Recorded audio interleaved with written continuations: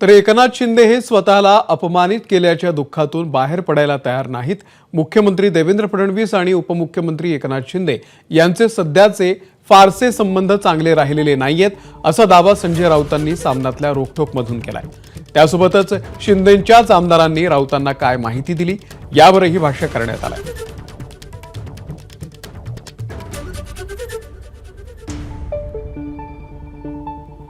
तर रोखठोकमधून एकनाथ शिंदे यांच्या संदर्भात काय मांडण्यात आलंय पाहूयात। राजकीय घडामोडीमध्ये शिंदेंसह त्यांचे नेते कुठेही दिसत नाहीत। मुख्यमंत्री म्हणून शिंदेंवरती झोत होता तो आता संपला। फडणवीसही आपल्याला विचारत नाहीत। या दुःखात स्वतः शिंदे अखंड डुंबलेत। फडणवीस आणि शिंदेंमध्ये केवळ वरवरचं बोलणं आहे।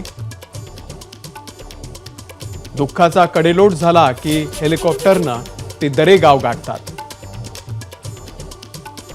शिंदे आमदारांवरच चिडचिड करतात असा खुलासा त्यांच्याच एका प्रिय आमदारानं केलाय।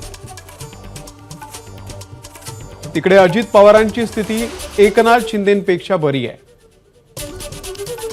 सध्या अजित पवारांना काहीही न होता अमित शहांच्या यादीतील जेंटलमॅन व्हायचंय। शिंदेंच्या चोरलेल्या पक्षाकडे कुठलंही धोरण नाही। पैशाच्या आणि सत्तेच्या बळावरती त्यांचं फोडाफोडीचं राजकारण सुरू आहे। ते पुन्हा शिवसेनाच फोडतात कारण मालक अमित शहांनी तेच काम दिलंय। शिंदेंच्या पायाखालची सतरंजी ओढणारा भाजप एक दिवस त्यांचे पाय कापेल।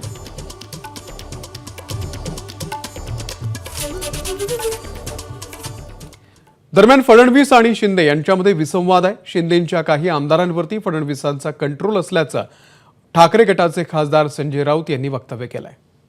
शिंदे गटातल्या किमान 20 ते 25 आमदारांच्या गटावर देवेंद्र फडणवीस यांचं पूर्ण नियंत्रण आहे। कारण हे 20-25 लोक जे आहेत हे देवेंद्र फडणवीस किंवा अमित शहा यांच्या सांगण्यावरून सुरतला गेले, एकनाथ शिंदेंसाठी नाहीत।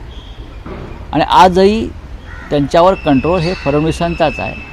आणि उरलेले लोक आहेत ते चलबिचल आहेत, चंचल आहेत। त्यांना असं वाटतं की आपली कोंडी होते, भविष्यात जास्त कोंडी होईल, आपल्याला नेतृत्व नाही कोणतंही चांगलं की जे आपल्याला संरक्षित करेल किंवा प्रोटेक्ट करेल, तेव्हा आपण पुन्हा मागे फिरायचं का असा एक विचार त्या पक्षात सुरू आहे, ही माझी माहिती आहे। एकनाथ शिंदे यांचं म्हणणं आहे, खाजगीत ते सांगतात की विधानसभा निवडणुकीनंतर सुद्धा मीच मुख्यमंत्री राहीन अशा प्रकारचं मला वचन दिल्यामुळे मी फुटलो।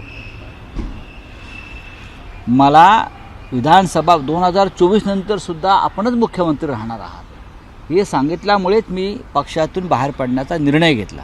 हे त्यांचं स्वतःचं म्हणणं आहे की नाही त्यांना जाऊन विचारा, मी खोटं बोलत नाही।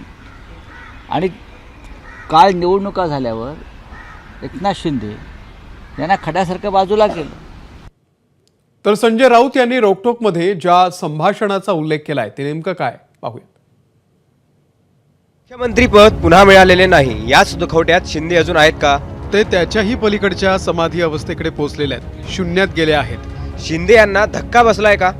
ते मनाने कोलमडले आहेत का?